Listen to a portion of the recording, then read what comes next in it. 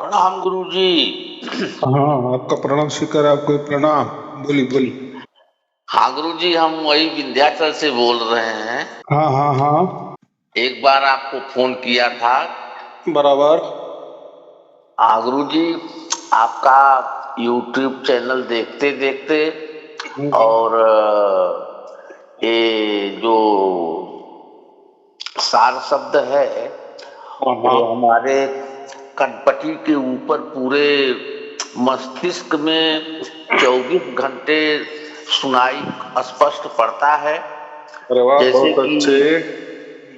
कोई पंखा उंखा चलता है या कूलर चलता है हम्म। तो नहीं क्लियर हो पाता है। जब एकांत में बैठता हूँ तो खूब पूर्ण रूप से स्पष्ट मालूम पड़ता है। हम्म। और गुरुजी, हमें बहुत खुशी थी और मैं यही शुभ समाचार आपको बताने के लिए ट्राई कर रहा था बार बार। हाँ हाँ हाँ हाँ हाँ। हम कहा गुरु जी से पहले आशीर्वाद ले लें और शुभ समाचार बता दें। बहुत अच्छे शुभ आशीर्वाद। अभी हाँ ऐसा गुरु जी। है कि अभी तो चलो, ये मेरे प्रवचन सुनकर आपको प्राप्त हो गया, हाँ लेकिन गुरु बाद जी। में क्या होता है, थोड़े जैसे हम आगे जाते हैं, आगे माने अभी दुनियादारी है, जिंदा तो रहना है, बातचीत तो हर किसी को एक दूसरे को करना है, ये तो हाँ सिलसिला चालू ही रहेगा। हाँ तो गुरु ऐसे जी। ही बीच में फिर कोई लोग टपक जाते हैं और फिर हाँ आपने कह दिए कि भाई मुझे सार शब्द प्राप्त हो गया, ऐसा है वैसा है, लोग सुन लेंगे और कबीर साहब का दोहा तुरंत बता देंगे। हाँ जाप हाँ मरे अजपा मरे अनद भी मर जाए। हाँ। हाँ, तो फिर क्या हो जाएगा, फिर बोलेंगे यार ये तो आप अनद ना सुन रहे हो, कबीर साहब ने तो इसको नकार दिए है, ये भी मर जाना चाहिए। तो जी फिर आपको संशय निर्माण हो जाएगा, अरे ये बात तो मैंने कभी गुरु जी से कही ही नहीं, बोली जी ही नहीं। तो ये अभी ये जो बंदा बोल रहा है, हर कबीर साहब ने भी बोला है, जी। तो अभी क्या इसमें सच है क्या झूठ है।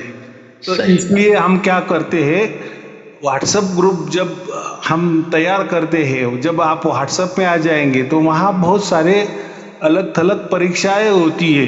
तो परीक्षाएं में जो जैसे अभी हम बातचीत कर रहे हैं, ये तो जी 1000 2000 वीडियो है ही, लेकिन परीक्षा में अलग थलग वीडियो होते हैं, माने ऐसे अलग थलग विचारधारा जो रखते हैं, कबीर साहब के बारे में, गुरु नानक देव जी के बारे में, कई कृष्ण के बारे में, राम के बारे में, ब्रह्मा के बारे में, परमात्मा के बारे में, हमारे बारे में, तुम्हारे बारे में, मैं कौन हूँ क्या हूँ वगैरह वगैरह वगैरह।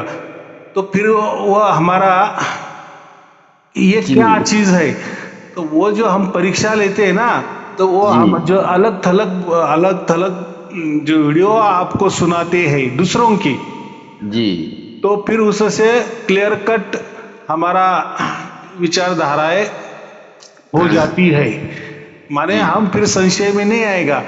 नहीं तो फिर क्या बोलेंगे लोग कि अरे ऐसा कैसा, क्या वो वीडियो सुन लिए और आपको हो गया, तो ऐसा थोड़ी होता है क्या, आपको मालूम है क्या ये क्या होता है वो क्या होता है, फिर आप बोले हाँ मुझे नहीं मालूम है।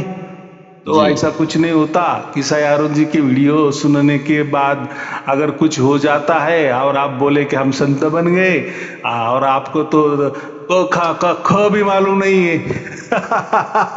तो जो हमारे जो सार शब्दी लोग तैयार हो गए, संत तैयार हो गए, तो उनकी ऐसा समझो, जब वो हमें जुड़ जाते हैं तो वहाँ बहुत सारी बड़ी बड़ी परीक्षाएं होती है।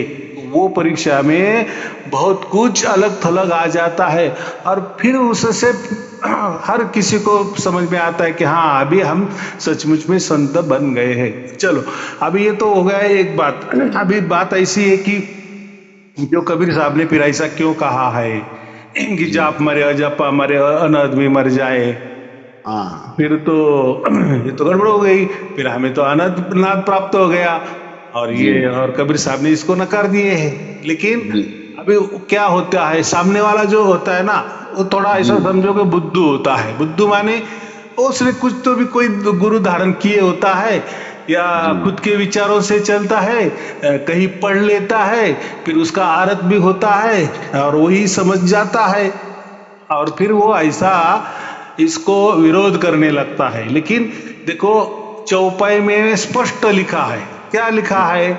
जाप मरे। बराबर, जी जाप हाँ कहाँ से होता है? आपका मुंह से होता है कि नहीं? हाँ या जी माला से करते हैं? जी अरे, शरीर से बात आ गई ना यहाँ। जी जाप शरीर से होगा। अजपा, अभी अभी ये अजपा क्या है? ये श्वासों वाला खेला है। जो हाँ जाप हम ऐसे मुंह से बोलते थे, उसकी मालाएं फेरते थे, मन में मन रटते थे, वही जाप हम श्वासों में लेते हैं, वही मंत्र हम श्वासों से करते हैं, तो जी उसको भी अनंतनाथ कहते हैं कि नहीं? जी जी अपना अजपा कहते हैं कि नहीं? जी और एक स्वयमेव अजपा चल रहा है, जैसे हम श्वास लेते हैं सो हम, जी होता है कि नहीं? कि श्वास हाँ लेते सो और हम, और छोड़ते हम, तो वो जो जी भी सो हम, ये भी एक अजपा ही है। या जी लोग मंत्रों का भी अजपा कर लेते हैं, जी तो ये भी शरीर का मामला आ गया। बराबर। और जी इसी जाप का, जब ये जाप ज्यादा हो जाता है, ये अजपा ज्यादा हो जाता है, तो उसकी ध्वनियां हमें मस्तिष्क में सुनाई देने लगती है। जी या सोम का हो तो सोम सोम सुनाई देने लगता है। या, और अभी जो कबीर साहब ने कहा है, तो वो उसका अर्थ ऐसा है कि जाप ये मुंह से होता है, अजपा ये नाकों से होता है, और अनहदनाथ जो है, तो जी बहुत सारे कबीर पंथियों में कान दबा के जो शब्द सुनते हैं हम अंदर में, उसको जी अनहदनाद कहते हैं। हाँ क्या कहा मैंने? कि जाप मुंह से होता है, अजपा नाक से होती है, और जब हम दोनों का, हमने हमारे दोनों हाथों से हमारे दोनों कान दबाएंगे, और जो बीच में शब्द चल रहा है, ध्वनि चल रहा है, जी नाद चल रहा है, उसको सुनते हैं। तो ये तीनों को कबीर साहब ने नकार दिए। आया समझ में? वो जी दोहे का अर्थ वो है। जी माने वो जो अनंतनाथ कहा है कि जी कान दबाने के बाद जो आपको ध्वनि सुनाई देती है, वो जी अनंतनाद होता है। इसलिए कबीर साहब ने कहा कि नहीं, वो कान दबा के नहीं सुनना है। जी माने जाप नहीं करना है, जाप मरे। अजपा माने सांसों से भी कोई प्राणायाम वगैरह जो भी, या मंत्र तंत्र करते हैं, कोई साधना करते हैं, वो नहीं करनी है। और जो कान दबा के, दोनों हाथ से कान दबा के जो भी हम बीच में जो नाद सुनते हैं, उसको अनाद कहते हैं, तो जी वो भी नहीं करना है। जी इतना स्पष्ट कह दिए। और अभी जो आपको प्राप्त हो गया है, वो जी कोई अनाद नहीं है। आपने कान दबाए और आप सुन जी रहे हो? नहीं ना? नहीं हाँ हाँ, खुले कानों से। अभी जो आप खुले कानों से जो आपको ध्वनि सुनाई दे रही है, जी वो कोई ध्वनि नहीं है, वो ऐसा लग रहा है। वो कोई नाद नहीं है, वो आपको वैसा लग रहा है। वो होता है शब्द। और शब्द की पहचान ऐसी होती है कि शब्द का अनुभव किया जाता है। हाँ गुरु जी शब्द कोई इंद्रियों का विषय नहीं है। और जो नाद है, वो इंद्रियों का विषय आ गया ना। जैसे आप कान हाँ दबाते हो, तो वो हाँ नाद आपको सुनाई देने लगता है, माने उसमें इंद्रियों का प्रयोग हो गया ना। जी हाँ, क्या है लेकिन गुरु जी ना कि हमने बहुत कान दबाया, और राधा स्वामी के पंथ में जुड़ा था, तो उन्होंने बताया था कान दबा करके धुन सुनने के लिए। बहुत दबाया, बहुत कुछ किया, बहुत लोगों का प्रवचन मैंने सुना सार शब्द के बारे में, लेकिन कुछ फर्क नहीं पड़ा। जब से मैंने आपका ये YouTube पर चैनल देखा, और मैंने एक बार आपको फोन किया था, आपने बताया, और इसके बाद में हमारा ये जैसे कि पूरा ये कान के ऊपर से पूरा ब्रह्मांड है, सर के बहुत और मैं एकांत में बैठता हूँ खुले आंख में तो बहुत स्पष्ट सुनाई देता रहता है। और जैसे पंखा या कूलर के सामने बैठा हूँ तो थोड़ा कम ध्यान सुनाई पड़ता है। और एकांत में बैठता हूँ तो बहुत बढ़िया महसूस होता है, अनुभव होता है। और चलता है तो 24 घंटे। बराबर, बहुत अच्छे, बराबर। तो मुझे यही कहना है, इसी को कहते हैं शब्द, बराबर। और कान दबा के जो सुनते हैं उसको कहते हैं अननाद या नाद, बराबर। तो ये होता है। तो कबीर साहब ने जो कहा है वो बराबर कहा है, उन्होंने कोई ये नहीं कहा है। लेकिन देखो, ये लोगों को सार शब्द की प्राप्ति नहीं होती ना, तो इनको इतना अननाद मालूम है, और ये लोग क्या करते हैं, सार शब्दों को अनद का ठप्पा लगा देते हैं। वो अपने आप, उनको तो मालूम ही नहीं है, लेकिन कबीर साहब का नाम ले लेते हैं या किसी अन्य महापुरुष का नाम ले लेते हैं। भाई ये जो विधि है ना, ये जो जाप मरे अजपा मरे अनद भी मर जाए, ये तो मेरे हर वीडियो के पीछे 5 मिनट के इसमें एक पन्ना लगाया हुआ होता है जो वेदों में है। उसमें भी यही कहा है कि कान दबाने पर जो आवाज आता है तो वो जो अनद नाद है उसमें भी स्पष्ट कहा है। लेकिन वो भी मरना चाहिए ऐसा उसमें भी कहा है। चलो, कबीर साहब ने तो आप भी कहा है, या दोहा आप भी तैयार हो गया है 500-600 बरस पहले, लेकिन वो तो लाखों बरस पहले का पन्ना है ना। वेद हम जिसको कहते हैं, वो जो यजुर्वेद वाला जो पन्ना लगाया हुआ है, अध्याय नंबर 9 वाला, तो वो पन्ने में भी यही बात कही है जो कबीर साहब ने कही। कबीर साहब ने समझो आप भी कही, लेकिन वेदों में तो वो बात पहले से ही लिखी हुई है। तो हमें ये नहीं देखना है कि कबीर साहब फिर सच्चे है या वेद सच्चे है, वो बातों में नहीं जाना है। ये नेचुरली है, ये क्या है, नेचुरली है। जाप मरे अजपा मरे अनद भी मर जाए, माने मोक्ष के लिए ये तीनों का काम नहीं आने वाला है। ये वेद भी कह रहे, कबीर जी भी कह रहे, सभी महापुरुष कह रहे। लेकिन जिनको महापुरुषों की सुननी नहीं है, आपने जो गुरुआ है उसकी ही सुननी है, तो फिर हम भी क्या कर सकते हैं, क्योंकि हाँ अबे ऐसा है, वो गुरुआ को तो वो कोई प्राप्त नहीं हुआ होता है ना, तो वो उसको जो प्राप्त है, जो सहज में प्राप्त है, कान दबाने पे आवाज आता है, वो उसी को ही जोर देगा ना, बराबर। हाँ बोलो। गुरुजी, हमने बहुत से कबीर पंथियों का प्रवचन सुना, नितिन दास एक ठो हैं, उनका भी सुना बहुत, लेकिन आपका हमने 2-4 ही प्रवचन शुरू में सुना था। उसके बाद मैंने आपको फोन लगाया था इसके बारे में जानकारी के लिए, आपने हमको जो समझाया था, और इसके बाद मैं यूट्यूब पर मैं सुनता रहा। लेकिन ऐसा चमत्कार हमको स्पष्ट और क्लियर आपके आशीर्वाद से, आपके चमत्कार से हमको अनुभव हुआ, और खुले आंख से बहुत स्पष्ट सुनाई देता है गुरुजी। पंखा उंखा के नीचे बैठता हूँ, कूलर के पास, तो थोड़ा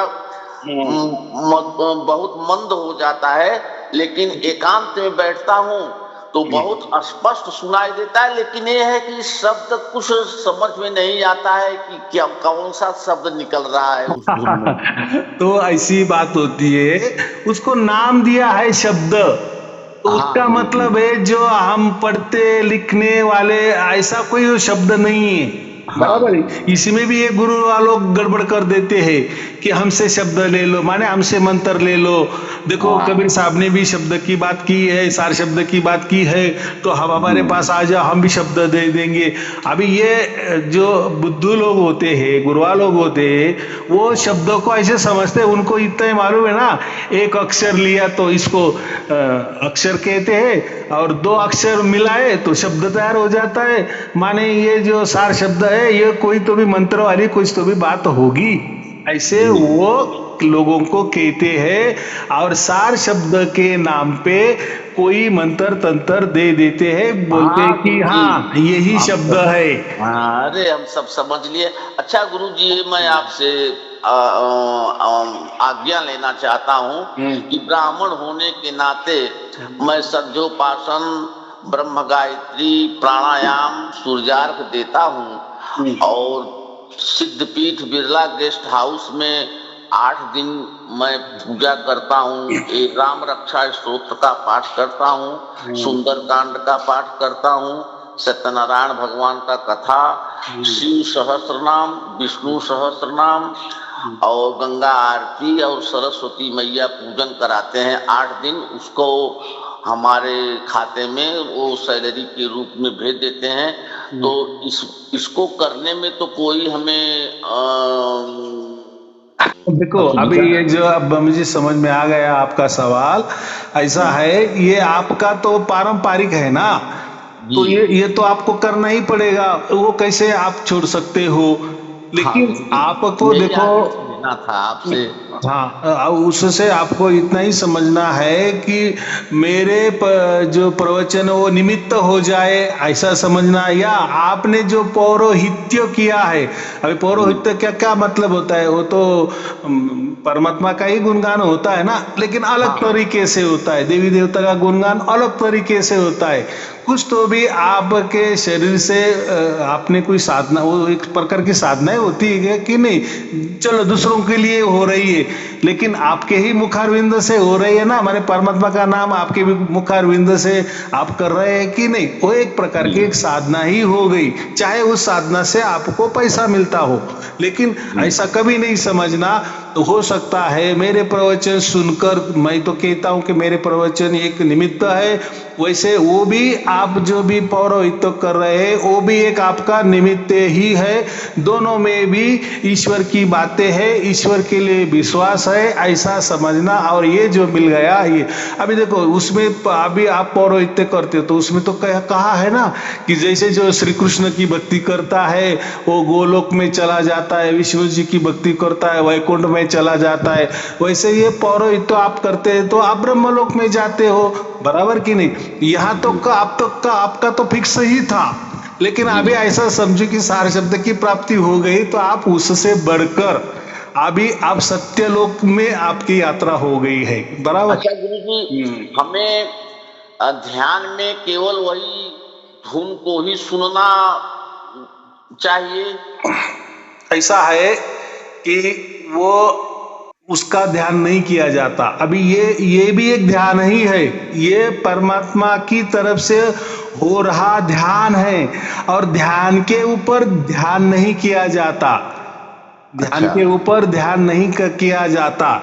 ये कबीर साहब ने भी बताया है, इसका कोई ध्यान नहीं करना चाहिए। हाँ, लेकिन चलो हमको ध्यान की आदत है तो एक 20-30 मिनट हम वो ध्यान कर सकते हैं, बराबर। केवल सुनना है, बस कुछ करना नहीं है, बस जो जैसा वो ध्वनि आ रही है या वो शब्द का अनुभव हो रहा है, बस उसमें ये नहीं ढूंढना कि वो क्या कह रहा है।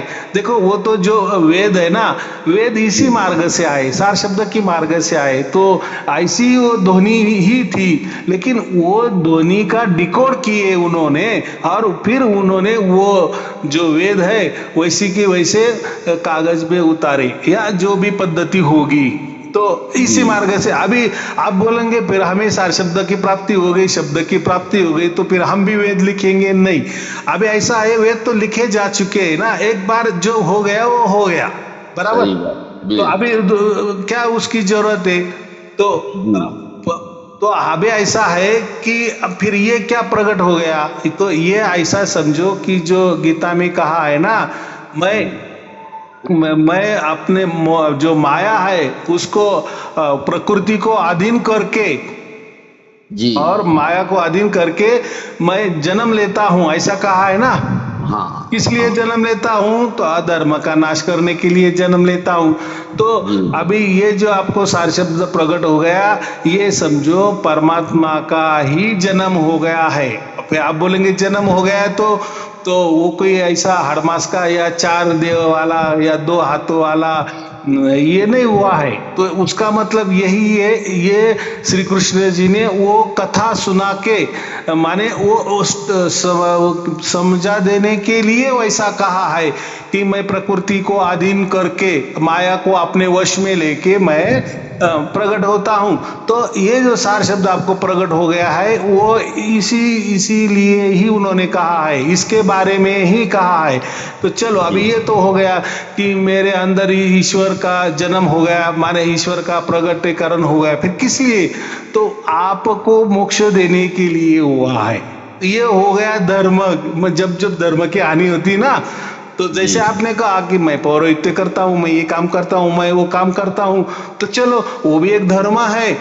लेकिन अभी ऐसा है कि उसके भी ऊपर आपको जाना है, इसलिए परमात्मा आपके अंदर प्रकट हो गए हैं, या वो समझा देने के लिए परमात्मा प्रकट हो गए हैं। अभी उसमें समझ गए तो ठीक बात है, नहीं समझे तो भी ठीक बात है। लेकिन मैं बहुत तड़पा हूँ, बहुत रोया हूँ और बहुत भ्रमण किया, लेकिन जब शुरू में मैंने आपका YouTube सुना, हमारा मन आकर्षित हुआ बहुत, और मैंने आपको फोन लगाया इसके बारे में जानकारी के लिए। तो आपने कहा कि हमारा प्रवचन सुनते रहो, और मैंने प्रवचनों में वार्तालाप में सुनता रहा कि अपने को पवित्र रखना चाहिए, पवित्र होना चाहिए। तो बचपन से तो मेरा पूजा पाठ में और शुभ कर्म में जीवन व्यतीत हुआ है, और आराधना में ही समय गया है। तो पवित्र अपवित्र की कोई बातें नहीं, और तड़प शुरू से ही थी। लेकिन आपका आशीर्वाद, आपका चमत्कार हमें पूर्ण रूप से आश्वस्त किया, और इसी खुशी में बार बार आपको फोन लगा रहा था, और थोड़ा यही समझना था कि केवल सार शब्द को हमको सुनना है, और जो है ध्यान वगैरह में कोई किसी का चित्रपट मस्तिष्क में नहीं लाना है।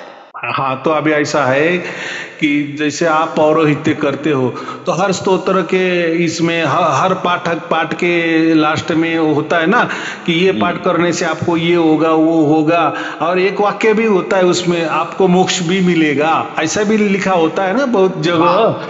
तो ऐसा समझो कि वो तो हम पाठ कर लेते हैं या लोगों को पाठ बताते भी है, लेकिन ऐसा है कि आपके तो मस्तिष्क में वो भी विचार आ जाता है ना, यार मैं तो कितनी बार पाठ करता हूँ, चलो मेरे सुख दुख जाएंगे, जन्म मरण के चक्कर चले जाएंगे, पाप कर्म में मेरे नष्ट हो जाएंगे, या जो अपने आगे जो बैठे वाले जो है उनके जाएंगे। लेकिन ये जो मोक्ष वाला जो मामला जब आता है तो आपके मन में भी आया होगा ना कि ये क्या है मोक्ष, चलो हम करते रहेंगे, मर जाएंगे, फिर मोक्ष हो जाएगा। लेकिन ये जो सार शब्द है ना, ये जीते जी मोक्ष का सर्टिफिकेट है। जीते जी ये आपको समझ आ गया कि मैं मोक्ष को प्राप्त हो गया है। ऐसी बाकी इसमें कुछ विधि नहीं है। रही बात अभी ऐसी है कि चलो आपको तो प्राप्त हो गया, लेकिन ये इस मुकाम पे हर कोई तो नहीं पहुंचता ना जी। और कलयुग केवल नाम आधारा। अभी कलयुग केवल नाम आधारा, तो अभी बहुत सारे लोग फिर यही बोलते हैं कि चलो अभी आपको तो ये सार शब्द की प्राप्ति हो गई, उसके लिए आपने मेरे वीडियो भी सुने, या उसके बारे में आपने बहुत सोचा कि नहीं मुझे भी मोक्ष मिलना चाहिए, मुझे भी मोक्ष मिलना चाहिए, तो चलो परमात्मा ने वो आपकी बात मान ली और जीते जी आपको मोक्ष का सर्टिफिकेट उसने दे दिया, ये बात हो गई। लेकिन अन्य लोगों का क्या? फिर अन्य लोगों के लिए ही गीता में सब कुछ कहा दिया है कि उसमें जो फिर वो जो शब्द बताया ना जी। जैसे मैंने कहा कि ये भी सार शब्द है, लेकिन ये जो शब्द है ना, ये सुनने वाले, लिखने वाले, पढ़ने वाले, बोलने वाले, ये शब्द नहीं है, तो ये सार शब्द है। सार का मतलब क्या? सत्य। सत्य का मतलब होता है सनातन।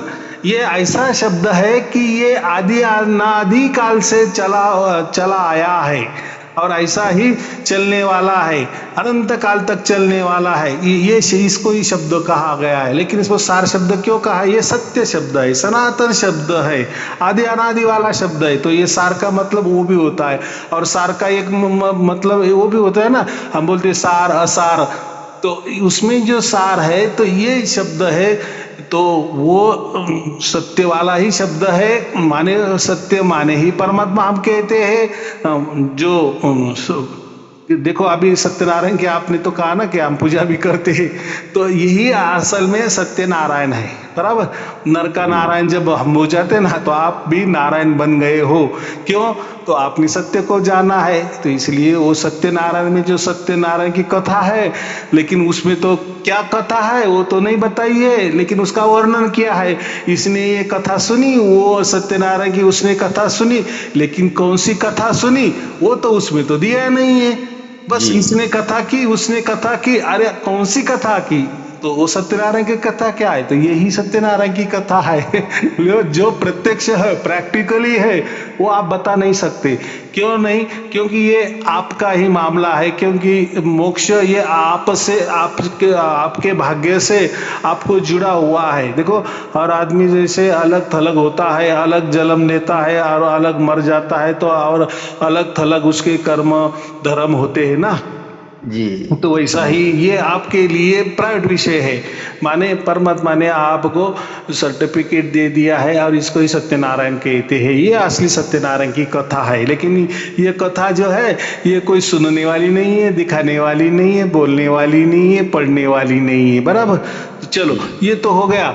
और अभी ऐसा बात है कि फिर शब्द का अभी आपको समझ में आया कि सार शब्द का मतलब ये कोई दो अक्षर मिला के जो शब्द बनता है, वो शब्द वाली ये कोई बात नहीं है। यहाँ तक तो आप बराबर कह दिए। माने वो कोई पढ़ने वाला, लिखने वाला, सुनने वाला शब्द नहीं है। जो आप कहे ना कि मैं अभी सार शब्द को सुनते जाऊँ, क्या ये मुझे बताने के लिए, ये मुझे समझाने के लिए आपने वो वर्ड की या वो वाक्य आपने कह दिया, बराबर।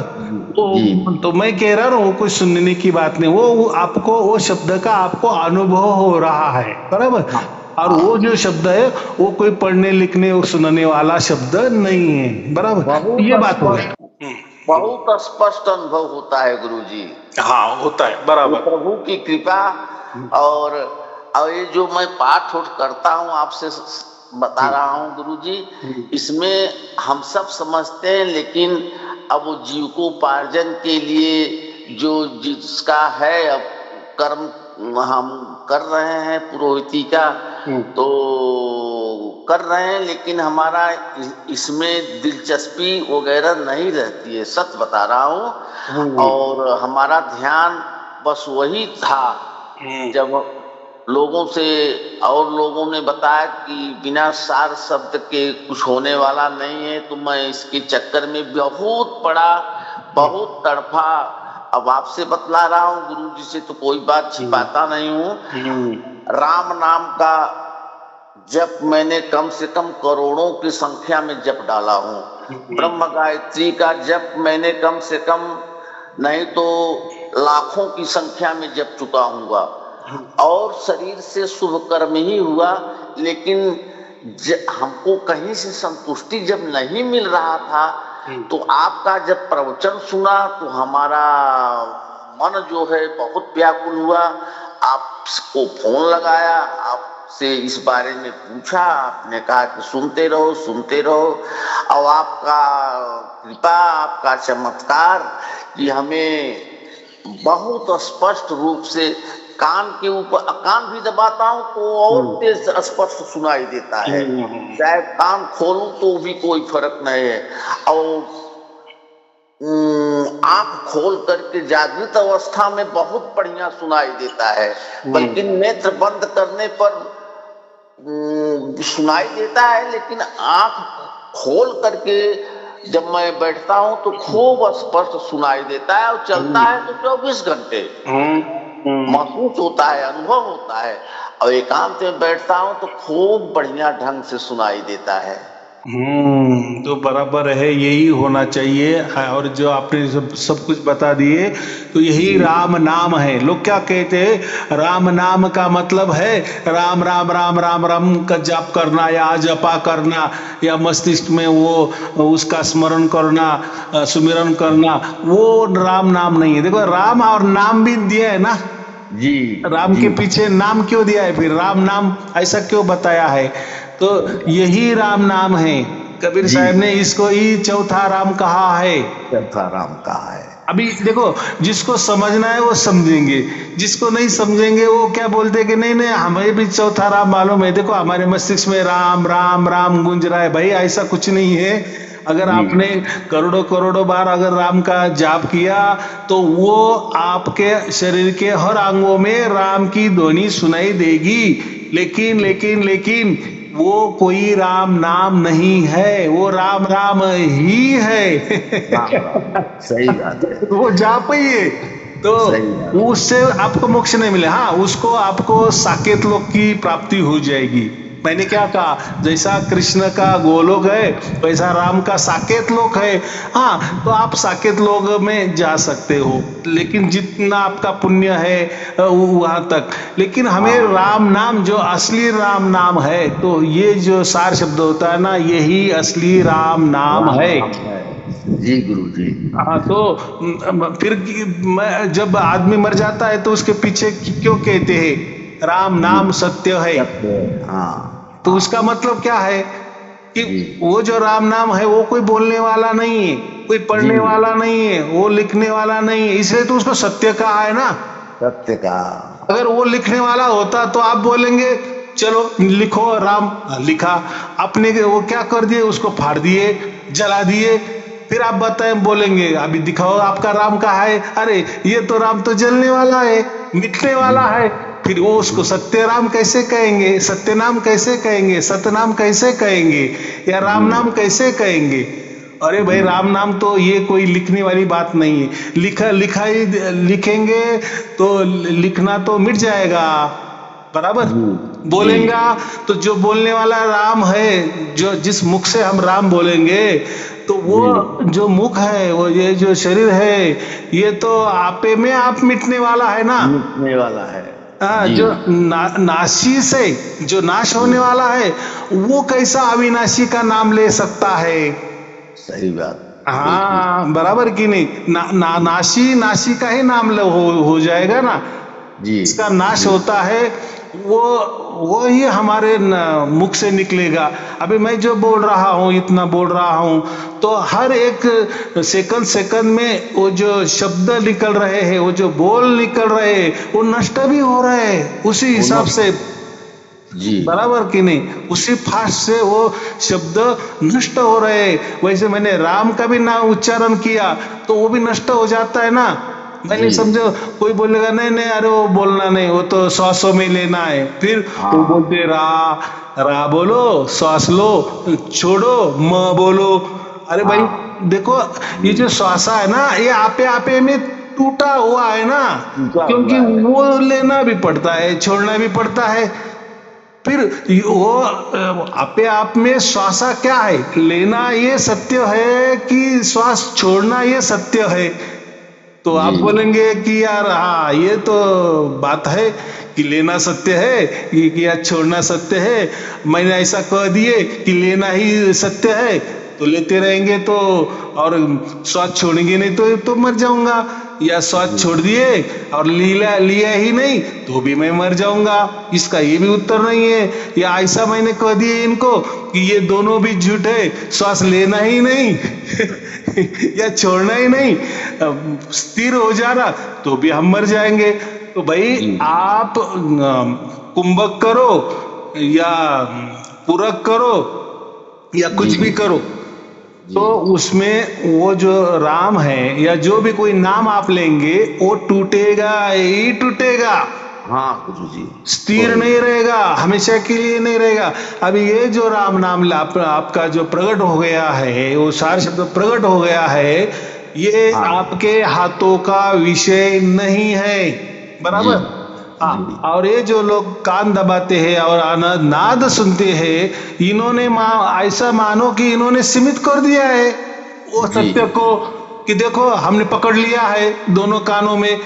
अरे भाई आप तो परमात्मा को पकड़ रहे हैं, आपको मुट्ठी में आ जाएगा जी। हाँ, अभी आपने क्या कहा कि मैं कान दबाता भी हूँ, तो अभी यहाँ कान दबाने की जरूरत भी नहीं, दबाओ तो भी वही वैसे ही ध्वनि सुनाई देगी, वो अनुभव होगा। और बगैर हाथ निकालो तो वही अनुभव आपको हो जाएगा, कोई दोनों में फर्क नहीं पड़ेगा, बराबर। और ये जो लोग बोलते हैं ना कि कान दबाओ और वो ध्वनि सुनो, तो वो ध्वनि सुनते हैं, वो अननाद सुनते हैं, वो कोई राम नाम नहीं है, वो कोई सार शब्द नहीं है, वो मिटने वाला है। देखो आपने आपके दोनों हाथों से कानों में से हाथ निकालो, अब आवाज नहीं आएगा, माने क्या हो गया, फिर वो अननाद का वो नष्ट हो गया जी। हाँ, इसलिए तो कबीर साहब ने उसको जाप मरे अजापा मारे अन आदमी मर जाए, ये मरने वाला है। हाँ। लेकिन ये जो है इसको आप कुछ भी नहीं कर सकते। आप बोलेंगे नहीं अभी नहीं आना चाहिए, नहीं, वो आपके हाथों में नहीं है, आपके पकड़ में नहीं आने वाला है। आप चाहे 5 मिनट के लिए भी डुबकी मारो, किसी समंदर में डुबकी मारो, तालाब में डुबकी मारो, 10 मिनट तक बीच बैठो तो भी आपको सुनाई देने वाला है, बराबर। तालाब के बाहर भी आ जाओ तो भी सुनाई देने वाला। इसका मतलब क्या है, वो कोई शरीर का विषय नहीं है, नहीं है, सही। हाँ, और परमात्मा तो क्या है, परमात्मा तो अंदर बाहर खचाखच है ना जी। हाँ, और ये जो लोग बोलते हैं कि कान दबाओ और वो ध्वनि सुनाओ, तो वो क्या कहते, फिर शरीर के अंदर ही परमात्मा है, बाहर नहीं है, उसका ये भी मतलब हो जाएगा ना। माने वो सीमित हो गया, कान दबाए और हम सुन रहे हैं, और कान दोनों हाथ हटाए कानों से तो अभी नहीं सुनाई दे रहा है, तो ऐसा परमात्मा होगा, सीमित हो जाएगा। नहीं, परमात्मा वैश्विक है, वैश्विक ग्लोबल है। वैश्विक माने हर जगह कण कण में है, आपके अंदर भी है बाहर भी है जी। लेकिन आप जब बोलते हैं ना कि अंदर ही परमात्मा है जी, तो वो झूठ बात है, बराबर। माने बाहर नहीं है, उसका मतलब ये हो गया ना, अरे भाई अगर वेद पुराने सब कह रहे हैं कि परमात्मा कण कण में है जी, तो कण कण में इसका मतलब क्या है, आपके अंदर ही है, बाहर नहीं है क्या।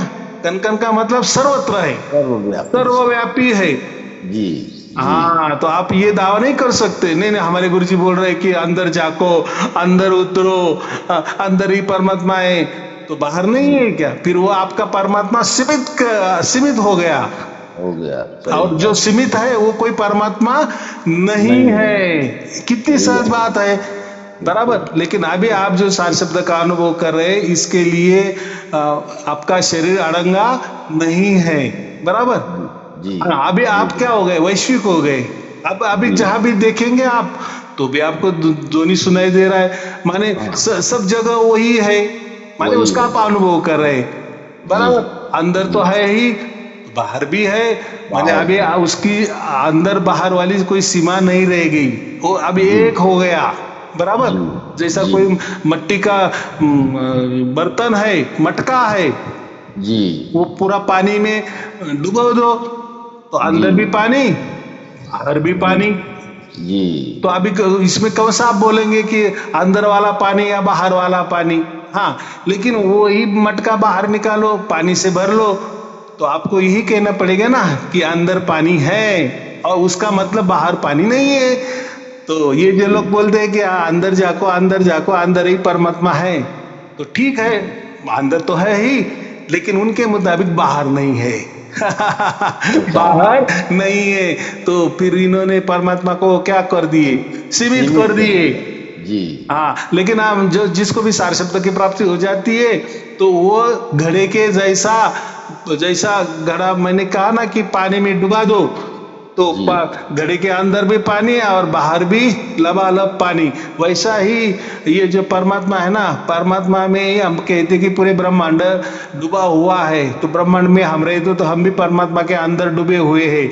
लेकिन ये अनुभव कब होता है, ये जब सार शब्द की प्राप्ति हो जाती है ना, तभी ये अनुभव हो जाता है, तब तक नहीं। अभी आपके हिसाब से परमात्मा सर्वत्र है, जो भी कहा गया है, वेदों ने कहा गया है या पुराणों में भी जो भी कहा गया हुआ है कि परमात्मा सर्वव्यापी है, सर्वत्र है, कण कण में है। अभी आपको उसका अनुभव आ गया। अभी जिसको इसका अनुभव नहीं है, हाँ वो वैसी बात करेंगी कि नहीं नहीं मुझे अंदर में झांकना है, मुझे ध्यान करना है, मुझे ध्यान टिकाना है, परमात्मा के ऊपर ध्यान टिकाना है। तो हम समझ सकते हैं कि चलो अभी इनको सार शब्द की प्राप्ति नहीं हो गई है और इनके लिए वो जो परमात्मा है वो सीमित है, बराबर। माने इनकी मोक्ष नहीं हुआ है, क्या कहेंगे, इनका मोक्ष नहीं हुआ है। जो भी कान दबाते हैं और वो ध्वनि सुनते हैं तो हम समझते हैं कि इनको सर्टिफिकेट अभी परमात्मा से नहीं मिला है, क्योंकि परमात्मा भी देख रहा है ना, अरे ये मुझे अंदर मार रहा है इसका, अरे भाई मैं तेरे अंदर भी हूँ बाहर भी हूँ, मुझे ऐसा अंदर बाहर वाला मत करो। परमात्मा यही कहेगा ना, मैं सर्वत्र हूँ। अगर ये सर्वत्र का तुझे जब तक अनुभव नहीं आता है तब तक तू आग भी खुलेगा तो तुझे वही परमात्मा का अनुभव होगा, माने वो वही ध्वनि सुनाई देगी। आपने आग बंद भी करी तो वही ध्वनि सुनाई देगी, कान बंद करे तो भी वही ध्वनि सुनाई देगी, खुले कान में भी वही। माने शरीर का या अंदर बाहर का यहाँ कोई विषय नहीं है। तो अभी ये जो कहा है लोगों ने कि चलो अभी ये तो बहुत भाग्य वाला विषय है, जिसका भाग्य होता है, और कबीर साहब ने भी कहा है ना बहुत जगह, ये तो बिरले को ही प्राप्त होता है, बराबर। माने सबको नहीं प्राप्त होता, जिसका भाग्य बन जाता है। जैसे कोई IAS अधिकारी बन जाता है तो सभी तो IAS अधिकारी नहीं बनते ना। परीक्षा में तो करोड़ों जो लड़के बैठते हैं, परीक्षार्थी बैठते हैं, लेकिन जो भी सब बैठते हैं तो सब तो IAS अधिकारी नहीं बन सकते ना, नहीं। तो उसमें गिने चुने 1 करोड़ विद्यार्थी वो परीक्षा को बैठते हैं, उसमें 25 या 50 लोग ही IAS बनते। देखो करोड़ों में से 5-25 बिरले, इसको बिरला कहा है। तो ये सार शब्द की बात है ना, ये बिरले कोई, तो इसके लिए हम क्या कहते हैं, भाग्य की बात है, बराबर। आपका भाग्य मैं भी नहीं बनाता हूँ, ये तो मेरे प्रवचन, ये तो निमित्त मात्र है। मेरे प्रवचन आपको क्या कर देते हैं, आपको ऊंचा उठाते हैं, आपको ऊंचा उठाते माने आपको मैं यही कहता हूँ ना भाई, ये धर्म पंथ, ये गुरुगद्दिया, ये गुरु परंपरा है, ये अलग थलग विचारधारा है, ये वेद है, ये उपनिषद है, पोथी है, पुराने है, ये तो लिखे हुए हैं, बराबर। इसमें आपको कोई परमात्मा नहीं मिलने वाला है। ये ऐसा तो नहीं ना कि नहीं ऐसा कैसा, मैंने पूरे वेद कंठस्थ कर लिए हैं, उपनिषद कंठस्थ कर लिए हैं, पुराण कंठस्थ कर लिए हैं, तो भी आपको कोई परमात्मा की प्राप्ति नहीं होने वाली है। आप ज्ञानवान हो गए, आप पंडित बन गए, आप तत्वज्ञानी हो गए, बराबर। लेकिन उस तत्व का साक्षात्कार जब तक उसके द्वारा, उस तत्व के ही द्वारा, माने जब तक नहीं होता तब तक आप ये खुद ही बोलेंगे कि मैं तत्वज्ञानी हूं, मैं पंडित हूं, तो ठीक है, समाज के लिए, देश के लिए, या आपके खुद के लिए आप तत्वज्ञानी हो, बहुत अच्छी बात है, बराबर। लेकिन आपको मोक्ष नहीं मिला है। है ना गहरे वाली बात। आपने पूरे विश्व को भी हरा दिया, आपने आपके बोलचाल से, आपके जो भी कोई तत्व ज्ञान है, जो आपको डिबेट है या तर्क से आपने सबके उत्तर भी दे दिए, आत्मा परमात्मा के बारे में खूब बातें किया, सबको हरा दिया, पूरे विश्व को हरा दिया, लेकिन आपको मोक्ष मिलने वाला नहीं है।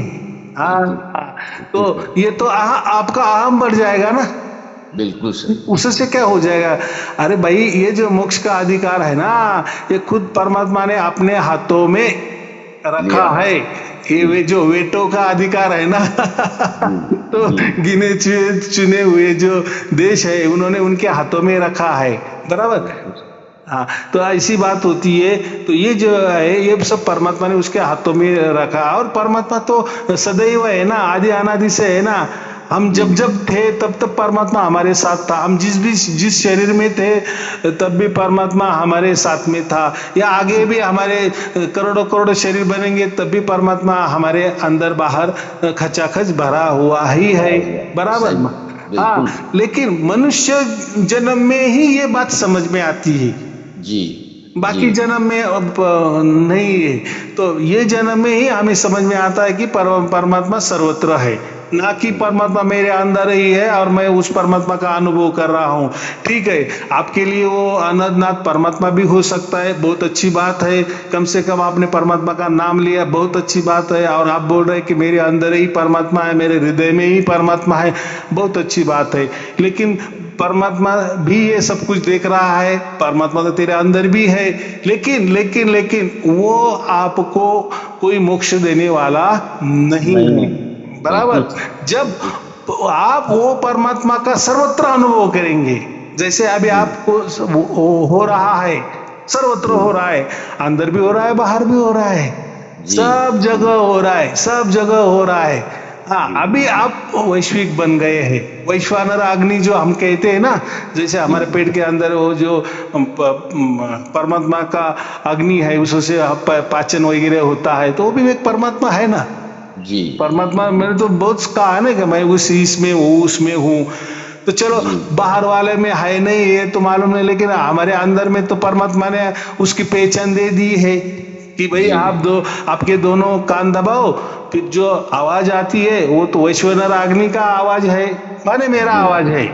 लेकिन लेकिन लेकिन ये जो वैश्वानर अग्नि है, देखो नाम भी वैश्वानर दिया है, विश्व का। हाँ, तो जो ये जो ब्रह्मांड, जैसा आपका शरीर उस विश्वानर अग्नि से चल रहा है और उसका आप अनुभव भी कर रहे हैं कि कान दबा के आप जो अनंतनाथ कहते हैं ना, वो अनंतनाथ नहीं है, उसको वेदों में वैश्वानर अग्नि का नाम दिया है। वो जो मैंने पेज लगाया ना, उसमें साफ लिखा है। चलो, परमात्मा तो सब जगह है, वो हर जगह है, लेकिन हमारे शरीर के अंदर अगर परमात्मा की पहचान करनी है तो वैश्वानर अग्नि जो चल रहा है, तो जब हम कान दबाते हैं तो वैश्वानर अग्नि का आवाज, वो महाशब्द हमें सुनाई देता है। लेकिन इसका ये मतलब नहीं है कि हमको परमात्मा की पहचान हो गई है, परमात्मा इसी स्वरूप में है, और लेकिन नहीं, तो आपको वही वेदों में लिखा है, यहाँ तक ठीक है, आप कान दबाओ, आपको आवाज आ जाएगा, वो मेरा ही है और मेरी पहचान आपको हो गई। लेकिन वैश्वानर है, तो ये जो पूरे ब्रह्मांड है ना, इसमें भी मैं हूँ, क्योंकि ये ब्रह्मांड भी मैं उसी अग्नि से चलाता हूँ ना, उस ऊर्जा से चलाता हूँ ना, उस एनर्जी से मैं ये पूरा ब्रह्मांड भी चलाता हूँ ना। तो भाई तुम्हारे अंदर जैसा मैं चलाता हूँ तो बाहर भी चलाता हूँ, तो तुम्हारे अंदर मैं ये तुम्हारा शरीर चला रहा हूँ, इसका अनुभव तो आपने ले लिया है और आपने बोल भी दिया है कि हाँ, मैंने मेरे अंदर वाला परमात्मा को पहचान लिया है। तो इससे काम नहीं होने वाला। उसी पेज में, उसी वेदों में आगे ये लिखा है, जब ये वैश्वानर अग्नि जैसा ब्रह्मांड में भी चल रहा है, इसका भी आपको जब अनुभव आ जाएगा, फिर ये समझ में आएगा, अरे मेरे अंदर भी चल रहा है और बाहर भी वही वैश्वानर अग्नि, वही एनर्जी है, तो फिर एक हो गया। फिर परमात्मा कहेगा हाँ। अब और ये कब होता है, उसमें ये भी लिखा है, जब तक आपके कर्मों का, कर्म बंधनों का जब नाश हो जाता है, नष्ट हो जाता है, आपके कर्म बंधन से आपका लेना देना छुट्टा हो जाता है, तभी तभी तभी आपको मैं सर्वत्र का अनुभव करवा दूंगा। तब तक आपको मैं वो अनुभव नहीं दूंगा, बराबर। हाँ, आपके अंदर वाला अनुभव आप कर सकते हो, वो तो मैं ही कह रहा हूँ। परमात्मा क्या कह रहा है, वो तो मैं खुद कह रहा हूँ ना भाई, मैं आपके अंदर हूँ और देखो उसकी पहचान ऐसी ऐसी है। आपके दोनों कान दबाओ, दोनों हाथों से जो आवाज आता है वही परमात्मा का आवाज है। लेकिन मैं जैसा आपके शरीर के अंदर हूं, तो मैं सर्वत्र भी हूं, माने बाहर भी हूं। तो इसके लिए जब बाहर का भी तुझे अनुभव हो जाएगा, हाँ, तब तू मुक्त हो जाएगा, तब तू मुक्त हो जाएगा। और फिर जब तू मुक्त हो जाएगा, फिर ये संसार तुझे कहेगा कि नहीं, तू अंदर झांक, मैं अंदर ही हूं, मैं तुझे सब कुछ दे दूंगा। तब तुम पीछे नहीं जाएंगे, माने फिर वापस कभी अंदर की बात नहीं करेंगे, बराबर। क्योंकि तुमको मालूम हो गया है कि वेदों में उसके आगे यही लिखा है ना कि तुम फिर जब तुमको ये वैश्वानर अग्नि का, एनर्जी का, ऊर्जा का जब वो सर्वत्र अनुभव होने लगेगा, अंदर बाहर ऊपर नीचे अगल बगल सर्वत्र सर्वत्र सर्वव्यापी का अनुभव तब तुमको हो जाएगा, तो उसका मतलब है कि परमात्मा ने तुम्हें मुक्त कर दिया है, तुम्हें मोक्ष दिया है, जीते जी मोक्ष दिया है। इसका स्पष्ट अर्थ यही होता है जी। अभी इसमें एक बात ऐसी है, चलो ये आपके साथ तो हो गया, आपको अनुभव हो गया, माने आप मोक्ष के पात्र हो गए, बराबर जी। जैसा ही ये जो प्रारब्ध का जो हिसाब किताब है वो मिट जाएगा मरते दम तक। परमात्मा ने आपका अभी हाथ, परमात्मा ने पकड़ा है, आपने नहीं परमात्मा का हाथ पकड़ा, परमात्मा ने आपका हाथ पकड़ा है। तो परमात्मा फिर बाद में जब हम जाएंगे तो वो बराबर उसके परम धाम में हमें लेके जाएगा। ये तो गीता में बात कही है, लेकिन ये तो सब बिरले को होती है, लेकिन जिसको नहीं हो रहे तो उसके लिए गीता में कहा है कि फिर उसमें वो शब्द की बात की है, लेकिन उसमें जो शब्द दिया है वो ओम दिया है। तो वो जो ओम शब्द है वो कोई 52 अक्षर में नहीं आता, आता है क्या 52 अक्षर में? अ आ इ क ख ग में ओम आता है क्या? नहीं आता है ना। नहीं। हाँ, तो गीता में फिर वो एक अक्षर कहा है जी। तो क ख ग ये भी एक अक्षर हो गया, लेकिन ये 52 अक्षरों वाला ओम नहीं है। तो फिर उसमें एक अक्षर क्यों कहा है? तो उसमें कहा है कि एक अक्षर का मतलब, उन्होंने जो अक्षर का मतलब दिया है वो अविनाशी, क्षर माने मिटने वाला और अक्षर माने अविनाशी। तो वो जो अक्षर है वो अविनाशी है जी। वो परमात्मा का नाम है। और वो गीता में बहुत जगह आ गया है, ओम का जिक्र किया है, वेदों में तो ओम का जिक्र भर भर के किया है। हाँ, तो आप और इतने करते हो तो आपको मालूम है, हर मंत्र के आगे, श्लोक के आगे ओम लगाया जाता है, क्योंकि परमात्मा ने कहा है कि ये जो ओम है ना ये पवित्र है, ये पवित्र है, माने अगला जो भी मंत्र है उसको भी पवित्र कर देता है। हर कार्य के आगे ओम लगाया जाता है कि वो जो कार्य होगा वो पवित्र होना चाहिए, बराबर। बस ओम लगा दो, आपका बाकी सब काम फिर क्या कहेंगे हम, वो पवित्र हो जाएगा। तो इसलिए पवित्र, और पवित्र का एक दूसरा अर्थ हो सकता है कि परमात्मा पवित्र ही है, उसको कोई अपवित्र नहीं कर सकता। उसका वो भी एक अर्थ है, बराबर। माने परमात्मा सनातन से ही पवित्र है, बराबर। हाँ, हमको उसको कोई बोलेगा नहीं। देखो ये जो अक्षर होते हैं ना, इसको तो हम कैसे भी कर सकते हैं, अक्षर का अलग अलग अक्षर भी होता है, अक्षर का शब्द भी बन जाते हैं, शब्द के अर्थ भी बन जाते हैं, लेकिन ओम जो है परमात्मा ने जो हमें जो सार शब्द होता है ना, गुरु नानक देव जी ने इसको तो ओंकारा कहा है। क्या कहा है? ओम। हाँ, एक ओंकार, तो यही। लेकिन अभी ओंकार, ओम क्यों नहीं कहा उन्होंने? ओंकार कहा है। ओंकार माने चलने वाला, सतत, निरंतर, अखंड जो चलने वाला होता है उसको ओंकारा कहा है। लेकिन लोग कोई बोलते कि ओंकारा माने कोई जो ध्वनि सुनाई देती है या जो शब्द चल रहा है या वो शब्द का हम अनुभव कर रहे हैं उसमें के ओम ओम ओम ओम ऐसा कुछ हो रहा है क्या? वैसा नहीं है। वो कोई ओम वगैरह नहीं। देखो ये तो हमने तैयार किया है ना बोलने वाला जी, ये तो हमारे इसमें हो गया है, उसको हमने कुछ तो भी नाम दे दिया, हाँ ये ओम है, लेकिन वो कोई ओम नहीं है। तो उसको ओमकारा इसलिए कहा गया है कि वो ओमकारा का एक अर्थ है कि वो आदि अनादि से है।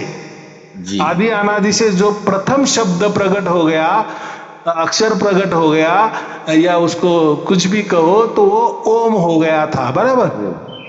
और जब परमात्मा की ओर से जब वो ओंकारा हो जाता है, ओम का हो जाता है ओमकारा। ओमकारा का मतलब सतत। अभी वो जो चार शब्द चल रहा है वो ओंकारा ही है, सतत निरंतर अखंड चल रहा है। लेकिन उसका मतलब ऐसा है कि ओम ओम ओम हो रहा है। तो ओम ओम अगर तो फिर इसमें बीच में ये आ जाता है ना, गैप आ जाती है ना, एक ओम के बाद में दूसरी बार आप ओम कहेंगे तो इसमें गैप आ जाता है। लेकिन ये ऐसा कहा है कि ओम का जैसे अन्य जो शब्द है राम, राम का रामाय हो जाता है, रामो हो जाता है, रामाय का कोई भी व्याकरण से मॉडिफिकेशन हो जाता है ना, कृष्ण का भी कृष्णाय हो जाता है, हर शब्द का हर अक्षर का कुछ न कुछ मॉडिफिकेशन हो जाता है व्याकरणिक दृष्टया, बराबर।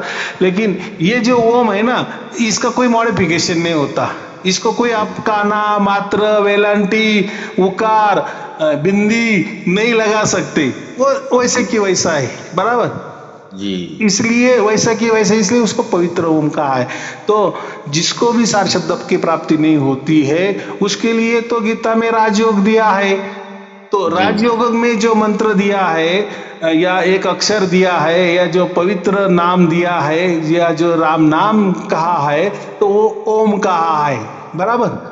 अब वो जो ओम जो हम उसको अक्षर कहे, शब्द कहे, एक अक्षर कहे, पवित्रो कहे, सत्यो कहे, आदि अनादि से कहे, सर्वप्रथम वाला शब्द कहे, कुछ भी कहे, लेकिन वो हमारे से करना है।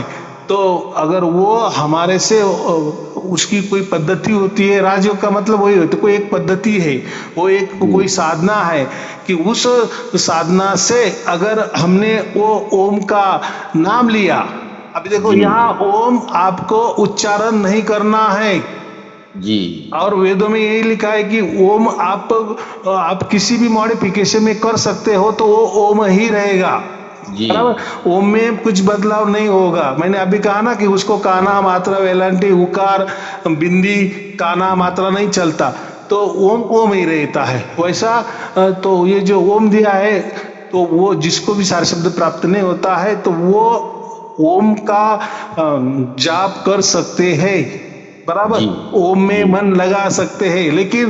लेकिन उसमें ये कहा है कि ये जो ओम है ना, ये परावाणी से लेना पड़ता है, बराबर। जो चार वाणी होती है ना, परा पच्चंती मध्यमा वैखरी, अभी ये हम वैखरी से बोल रहे हैं जी, मनन चिंतन करते हैं मध्यमा से जी, बराबर। और वो जो तीसरी जो पच्चंती होती है वो हमारे नाक के अंदर होती है, बराबर। और ये जो परा होती है, परा जो ऐसा समझो कि एक परमात्मा और ये जो ब्रह्मांड है या परमात्मा और ये जो हमारा आत्मा है, ये इसमें बनाया गया वो पुल है, सेतु है। क्या है? सेतु। हाँ, परावाणी जो होती है वो दोनों के बीच वाला सेतु है, पुल है। तो देखो फिर वो परावाणी से हमें ओम का नाम लेना है, बराबर। फिर वो कैसा लेना है वो राजयोग में हम सिखाते हैं, बराबर। हाँ, ये अब ये राजयोग किसने लेना चाहिए? जिसको सार शब्द की प्राप्ति नहीं हो रही है, जो वेट नहीं कर रहे, वो ठहरने के लिए तैयार नहीं है, रुकने के लिए तैयार नहीं है। गुरुजी हम मरने के लिए तैयार हो गए हैं, हम कब टपक जाएंगे हमें मालूम नहीं है क्या, या हम बीमार है, या हम बुजुर्ग हो गए हैं, या ऐसा भी समझो कि दुनिया में किसी का कुछ भरोसा भी नहीं ना, चलते चलते कोई गाड़ी भी पीछे से आ जाएगी, मर जाएगी, या कोई एक्सीडेंट में हो जाए।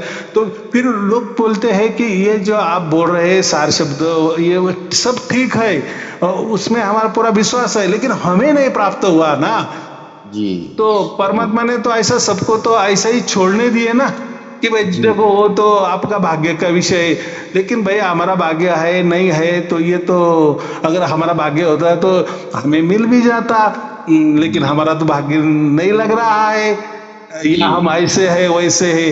तो ऐसा है कि कृष्ण ने बता दिया है कि देखो ये कोई मानना नहीं है कि मैं ऐसा हूँ, मैं अच्छा हूँ, मैं बुरा हूँ, मैं पापी हूँ, या मैं पुण्यात्मा हूँ वगैरह, वो उसमें आप जाओ मत, बराबर जी। आपको कुछ मालूम नहीं है कि आप पहले क्या थे, आपने क्या क्या किए हैं, अच्छे किए बुरे किए, वो छोड़ो जी। तो अर्जुन को फिर उन्होंने वो राजयोग की दीक्षा दिया, राजयोग की दीक्षा दिया, हाँ, उसमें वो मंत्र दिया है, बराबर। लेकिन वो जो वो मंत्र है वो परावाणी से लेना है। अभी यहाँ आप बोलेंगे कि परावाणी से क्या, क्यों? तो मैंने क्या कहा, परावाणी से इसलिए लेना है कि परमात्मा और आत्मा, या परमात्मा या ये ब्रह्मांड, ये दोनों के बीच वाला ये सेतु है वो, बराबर, उससे वो आप ले सकते हो। तो उसका कोई आपको मुंह से उसको उच्चारण नहीं करना है, या मन उसका जाप नहीं करना है, ना कोई प्राणायाम से उसका जाप नहीं करना है। तो बहुत सारे लोग क्या करते हैं कि नहीं, सार शब्द ये तो सोहम होता है, जैसे श्वास लेते हैं सो, और श्वास छोड़ते हैं हम, वो तो सोहम हो जाता है, वो तो आपे आप हो रहा है। वो उसको ही कबीर साहब ने या अन्य कोई महापुरुष ने सार शब्द कहा है, तो ये गलत बात है, ये इनको मालूम नहीं है, इसलिए कहते। देखो, सोहम का स्पष्ट और एकदम स्पष्ट तरीके से आपने व्याकरण भी लिए ना। व्याकरण में सोहम का जो मतलब होता है वो स्वयं होता है। क्या होता है? स्वयं। सोहम माने स्वयं जी। तो अगर स्वयं का मतलब क्या है, तो हम स्वयं को, जो लोग स्वयं को परमात्मा कहते हैं ना, वो कहते हैं कि हाँ ये जो स्वयं है ना वो परमात्मा है। तो ऐसा नहीं है, स्वयं का मतलब बस स्वयं। आप उसको आप कैसे बोल दे सकते हैं कि स्वयं का मतलब परमात्मा है? तो स्वयं का मतलब आत्मा भी हो सकता है ना जी। स्वयं का मतलब गधा भी हो सकता है जी। स्वयं का मतलब मैं पापी भी हो सकता है, स्वयं का मतलब मैं कोई साधु पुरुष भी हो सकता है। तो स्वयं माने स्वयं, बस वो एक शब्द है। लेकिन वो स्वयं के आगे क्या लिखा है? ओम। ओम सोहम। क्या लिखा है? ओम सोहम। तो इसका दोनों का क्या मतलब होता है कि ओम ही स्वयं है, ओम ही स्वयं है। लेकिन ये जो गुरुआ लोग क्या करते हैं, भ्रमित कर देते हैं लोगों को। नहीं नहीं नहीं नहीं, ओम सोहम ही सार शब्द है। अरे भाई, अगर सार शब्द है तो ठीक है, लेकिन वो सार शब्द का अर्थ है ऐसा समझो कि ओम ही स्वयं है, माने परमात्मा ही सब कुछ स्वयं है, ऐसा है। ऐसा नहीं है कि परमात्मा है मैं हूं परमात्मा ही स्वयं है, इसका अर्थ परमात्मा बोल रहा है ना जी। परमात्मा ही कहेगा, हम तो नहीं, हम तो परमात्मा नहीं है ना। नहीं नहीं नहीं। तो हम थोड़ी ओम सोम कहेंगे भाई, परमात्मा उसके बारे में कह रहे हैं कि ओम ही स्वयं है। तो माने तू ही तू है। हम अगर संतों के भाषा से उसका अर्थ निकाले ना, हम बोलते हैं ना तू ही तू, मैं ही मैं नहीं। अगर जहां भी मैं आता है ना, वो अहंकार आ जाता है ना, जाता है। हाँ, तो यहाँ है ना कि कबीर साहब ने कहा ना कि जब मैं था तब हरि नहीं था, और जब हरि है तब मैं नहीं।